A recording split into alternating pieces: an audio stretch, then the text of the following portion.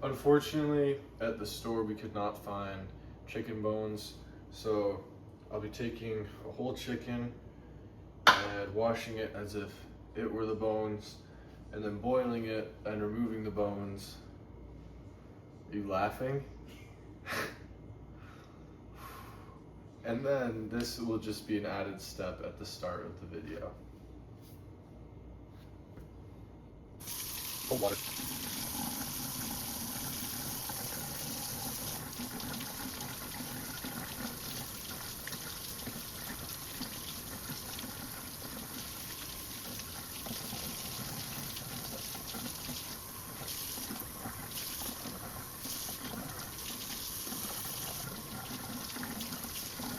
I've now placed the chicken in the thing I'm gonna boil it in.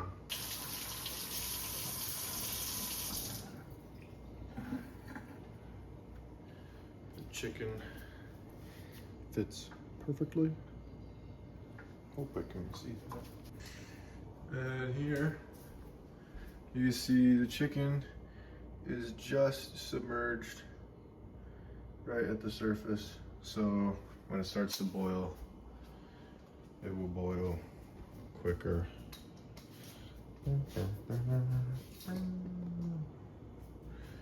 And now I will put it on the stove and boil it. Lid on.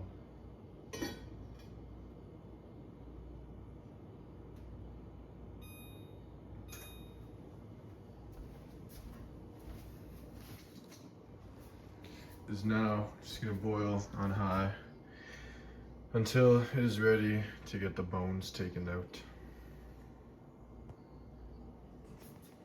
Never wants to end the video. And we are live. While the chicken boils, that's dangerous. While the chicken boils, not boils, gets to a boil and then reduced to a simmer, we are going to start working on our mirepoix.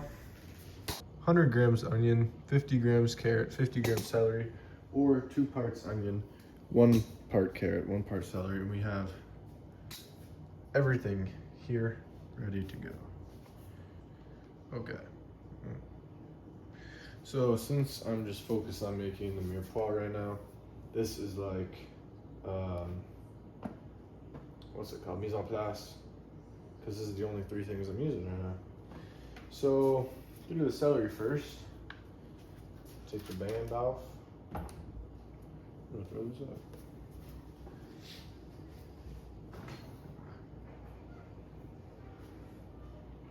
Well, now I'm so far.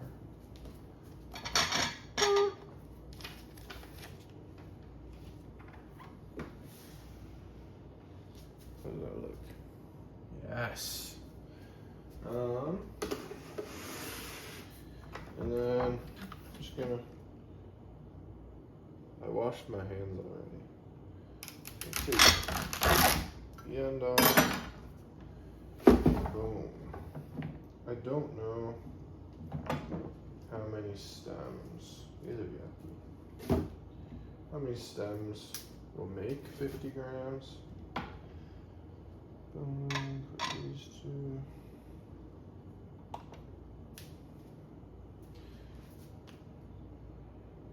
New scale. So that's 84. Oh, ho, ho, what's that sound? You know what? This is perfect timing, actually. I don't even know if you can see the stove from here. Boop. It's boiling. So, with a cloth in hand, very much boiling.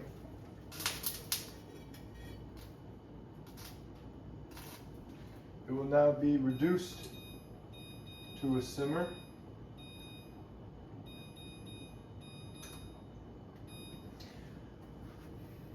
Extra onion will be saved. I'm sure we'll.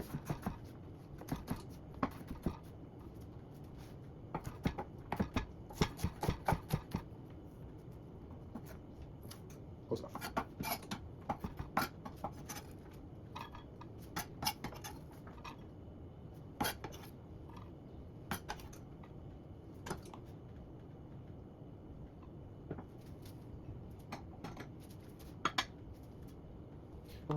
Empty bowl, 0. Bowl with onions, 101. 101 is close enough.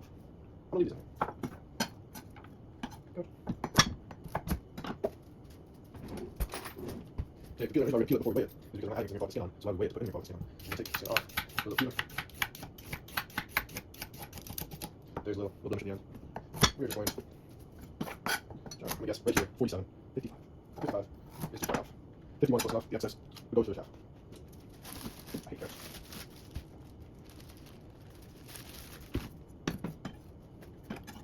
Okay, double checking, 51. So, there was something left on my cutting board. Onion skin ended up in my mouth, and I stuffed my tongue, so I'm gonna wash my hands again. No, 2 halves, this would be way too big. I mean, even our celery, what we did with celery, what? So much bigger, what? So we're gonna cut it in the middle, again. There's nice little carrot sticks, we're just gonna do chop. Nice and slow. So actually, let's look at that. Scales at 0, exactly 50. We have one little cube, goes to the chef. Yep, so I still hate carrots. Oh, carrots, that's not bad. Now we have nice little cubes. I mean, we got these two. Mirepoix is ready. We can check in on our good friend, Mr. Chicken. Ow, fart. Cake. Take the lid off. Hello, Mr. Chicken. So, we are just simmering. You could barely see the bubbles. Okay. I've realized that because I'm using a whole chicken now, that if I took the bones out, it would have no flavor, which is bad. So I'm going to incorporate everything now, while it still is simmering. First things first, going to remove all the impurities. Start. I think the plan is just treat the whole chicken as if it were the bones, as it's already been cleaned, it's already been prepped. So we're just gonna remove all the gross stuff.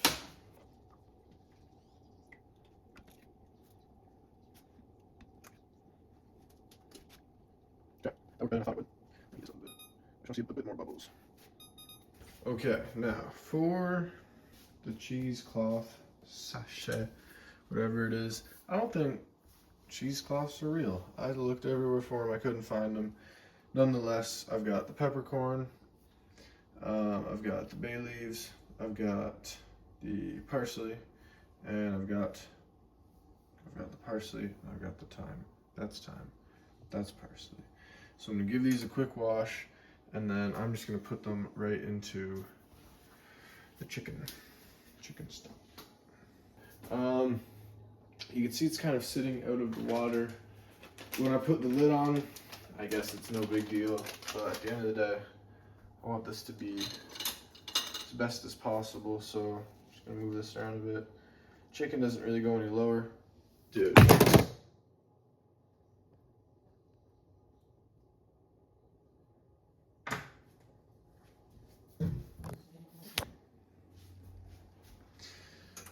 I'm holding the camera from now on. So you can see that everything is sitting really nice. I just dropped my camera. No big. Everything's sitting really nice under the water, which is important because it will be cooked in to chicken stock. So putting the lid back on. It's been simmering for about an hour and a half now. So we'll be ready in a little bit. Okay. It's very late. But I already turned off the stove. It's looking good. Looking good.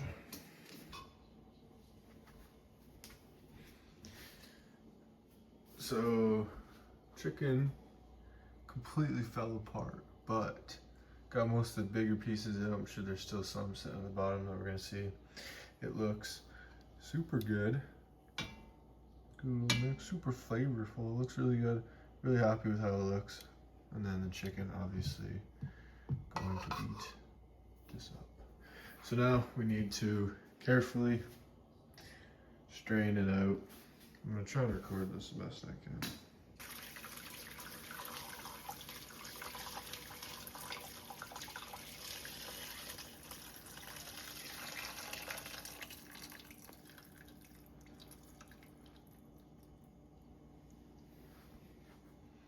A little bit of leftover chicken.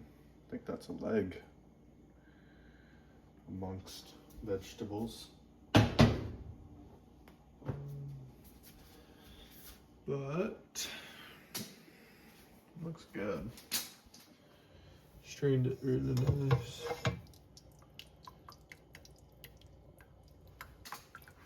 Yeah. So that is the chicken stock all done.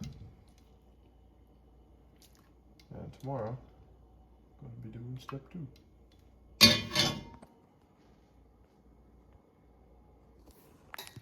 So I found a cheesecloth the next day. So we are going to make a sachet for the chicken veloute. Get these out of the way. This is my class. Everything for sachet, regular flour, regular butter, and 1 liter of chicken stock. So 1, 2, trim this down.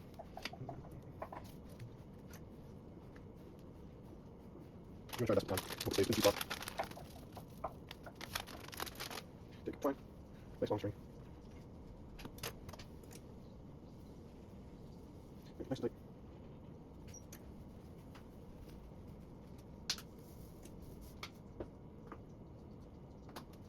That's the sachet done. You'll be here now. Okay. Got it, 2 string.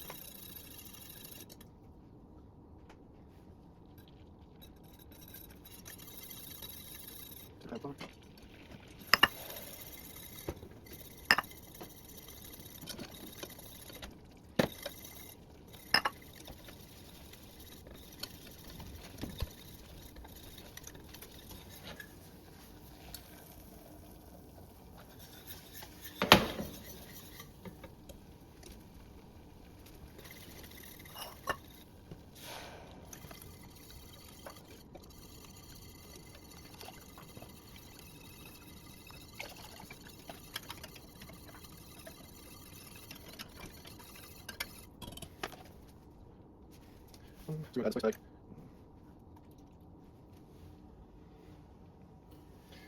And lower the heat just a little bit so it comes to a nice simmer, and let this go for 30 minutes.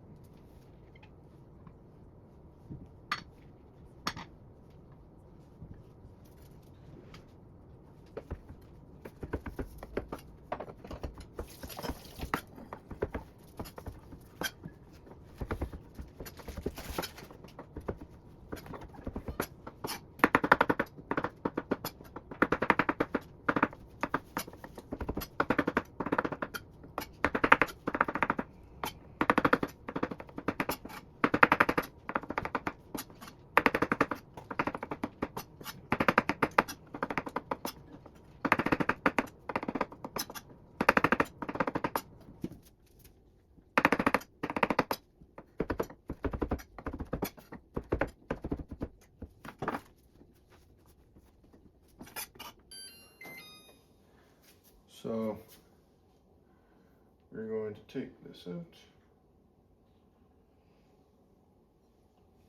And we're going to strain it. Can you see that? We're going to strain it. Get ready to use it for the soup. This is how it's looking.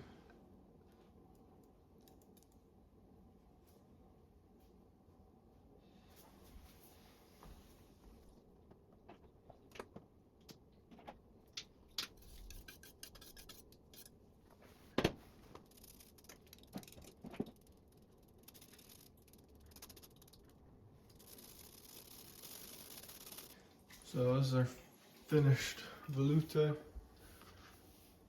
right here. Filled up a good amount.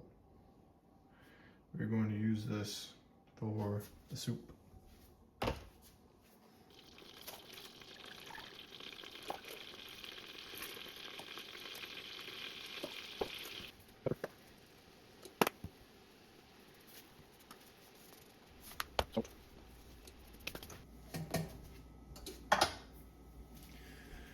So while these are sweating, I've got the milk and the cream going on over here.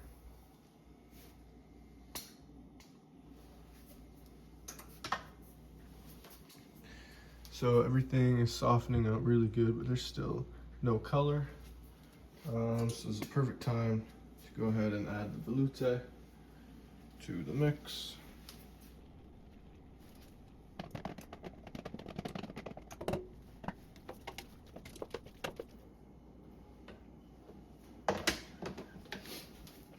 So it's been simmering for a good minute.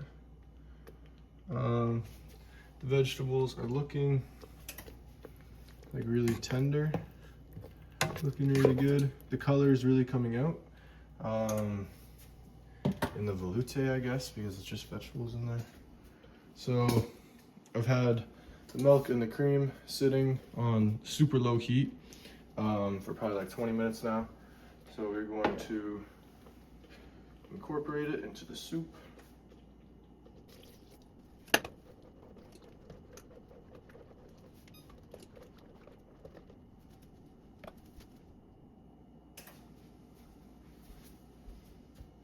So I'm leaving it chunky. I've added in the milk and the cream, as you can see, and I'm gonna leave it to simmer probably about 10-15 minutes. And then I will prepare the garnishes while I wait. I think it's a little runny. I really hope that it like kind of takes form in these last 10 minutes. And the texture comes out a bit more. That's why I'm kind of leaving it chunky. I feel like if I blended it now, it would just overall be too runny, and I want it to come together a bit more. Maybe add a bit more flour was the issue. But we'll see how it goes when it's ready in a few minutes. Wow, let it fly. Out So of the stadium. This is the final product of the soup with the garnishments on it, and it's still simmering in the rest of the pot. But this is what it looks like. I don't want to mess this up. The consistency came out after letting it simmer for about 15 minutes, and the vegetables were sweated but not colored. Sweated on